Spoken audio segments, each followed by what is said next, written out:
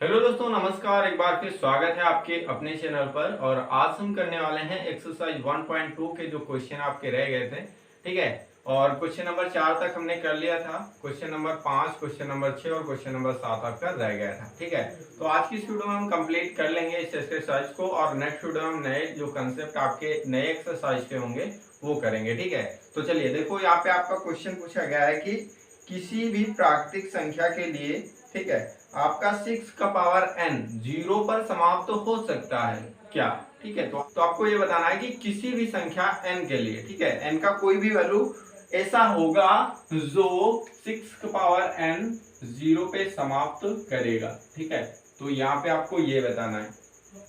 तो देखो, पहले हम इस क्वेश्चन का बेसिक जो इसका कंसेप्ट है वो सीखेंगे। उसके बाद ये क्वेश्चन तो आप खुद ही बना सकते हो। ठीक है। उसके बाद देखो, हम कोई नंबर ले लेते हैं जो 0 पे समाप्त होता है। आपकी ले ले, आपकी अपने इच्छा के अनुसार। जैसे आप ले लो, सबसे पहले आपका 10 होता है जो 0 पे समाप्त होता है। ठीक है। आपका 10 होगा, 0 पे समाप्त होगा। तो अगर हम इसके प्राइम फैक्टर करें, प्राइम फैक्टर मतलब अभाज्य गुणनखंड करें, जो हमने लास्ट क्लास में सीखा था, तो यहाँ पे आएगा 2 गुणे 5। ठीक है। अब उसके बाद हम और कोई नंबर ले लेते हैं जो 0 पे समाप्त होता है। जैसे हम ले लेते हैं 30 ले लेते हैं। ठीक है। और भी हम कोई भी नंबर ले सकते हैं जो आपका 0 पे समाप्त हो। तो 30 अगर लें तो 30 के प्राइम फैक्टर करें तो यहाँ पे आपका आएगा 2 3 5। ठीक है। और एक नंबर और ले लेते हैं जिससे आपको समझने में आसानी होगी। ठीक है। आप 50 ले लेते हैं। ठीक है। 50 के प्राइम फैक्टर करोगे तो क्या आएगा, 2 5 5। ठीक है। अब देखो, यहाँ पे नोटिस करने वाली बात ये है, जो इसका कंसेप्ट है, जो इसका मेन रीजन है हमारे बताने का। तो देखो, ये नंबर क्या 0 पे एंड हो रहा है। ठीक है। ये नंबर क्या 0 पे एंड हो रहा है। ये नंबर क्या 0 पे एंड हो रहा है। तो आपका आंसर आएगा हाँ, ये 0 पे एंड हो रहा है। ठीक है। तो अगर ये तीनों नंबर अगर 0 पे एंड हो रहे हैं तो इनके प्राइम फैक्टर में देखो कुछ नजर आ रहा है, कुछ इसमें सिमिलर दिख रहा है। ठीक है। तो देखो, इसके प्राइम फैक्टर में 2 और 5 है। ठीक है।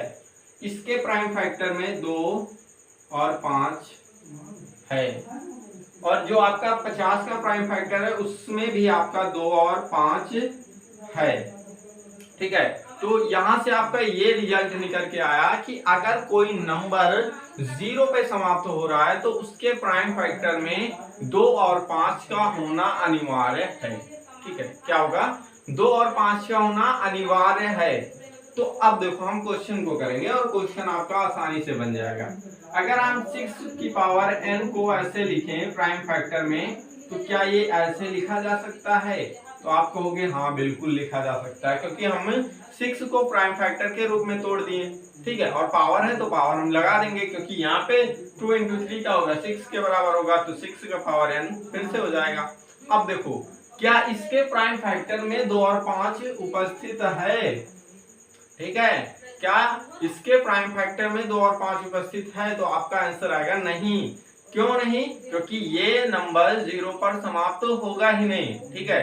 क्योंकि ये नंबर 0 पर समाप्त होगा ही नहीं। ठीक है। तो ये नंबर क्या होगा, n के किसी भी मान के लिए, n के किसी भी मान के